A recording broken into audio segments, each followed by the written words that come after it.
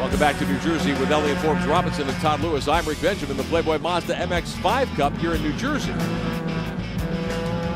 Race leader continues to be Michael Cooper in the 84 car, the AMG entries. One of the issues for these race teams and the tire supplier, BF Goodrich, the extreme hot weather here this weekend. Earlier, our Todd Lewis caught up with Clayton Pajorley from BF Goodrich to talk about tire temperatures in a place like this. For Playboy Mazda MX5 Cup teams, getting the right temperature is important for maximum performance out of their tires. Now, track temperature and tire pressure also comes into that equation. Clayton Pajorley from BF Goodrich is going to help explain to us how this all works together. Yeah, we give the teams a recommended operating range for temperatures somewhere between 180 and 220 degrees. And with the track temperature being like it is this weekend, up in the 130-degree range, they have to do things with the starting cold pressure to make sure that they don't exceed that operating range so they can maximize their grip. So they got to get the starting temperature right, to have the performance temperature right, to get the peak performance out of the tires for the entire session.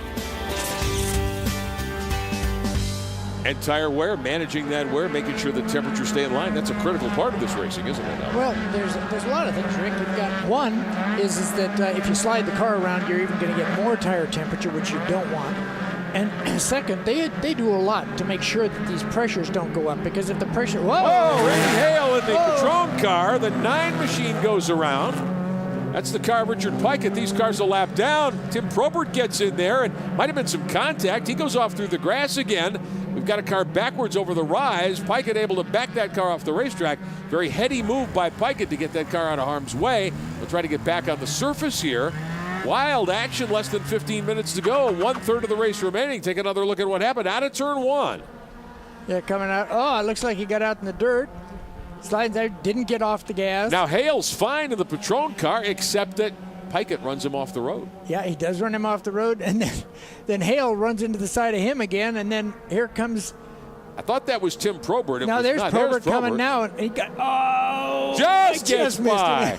Probert within a whisker of writing off his second car in 2 weekends. There's the contact. Hale bumped the 9 car. That's what that was. Yeah, and it comes back. He almost runs it, and then it gets nowhere for Tim Probert to go. But he misses it. He did a great job. Oh, man. Now, when you come up over a rise there, you can't see the road in front of you. What do you do?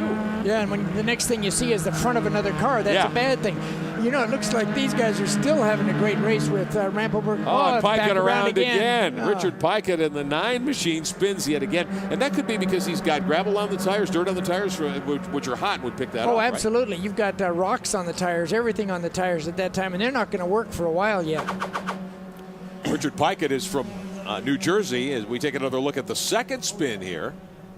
Yeah, got out into the, it was sliding sideways on him, but got out in the dirt, and then it just came around. It was a pretty simple deal, but the tires just aren't working. He's expecting them to work just like they were before, and they're not working that way right now. That's the Berg Racing entry, the 9 car. Pikett from Garwood, New Jersey, not far from New Jersey Motorsports Park, and we see him several times each year. He's run in the series before. All of this benefiting young Michael Cooper in the 84 car. Our pole winner. Great start. He had a good fight going there for quite a while with Nick Evans, the pole winner, I should say. Cooper started 3rd from Syosset, New York, out on Long Island. Boy, he took advantage of all the opportunities, and he's just driving away. He's 3.4 seconds to the good right now. Yeah, in actual fact, the Rampelberg is catching Nick Evans. We're about to have a really big battle. As we see, we have a battle for 3rd right now, and it could be for 2nd in just a little bit.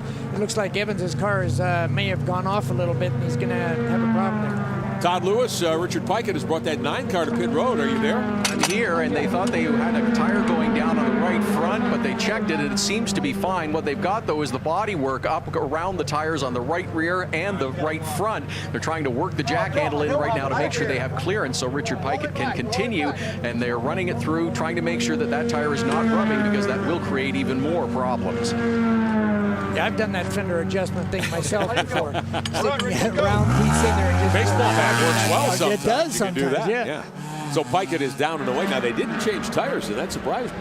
Well, you know, I don't think he needed tires. And the other thing is that with these cars and the way the crews are set up, they're not set up to make tire changes quickly. Yeah. If they make a tire change, it's with a then they're out there by doing it by hand. It's not like a IndyCar wins the Cup or Formula One or something like that, where they do these 13-second stops, 6-second stops, stuff. This is going to take a lot longer here.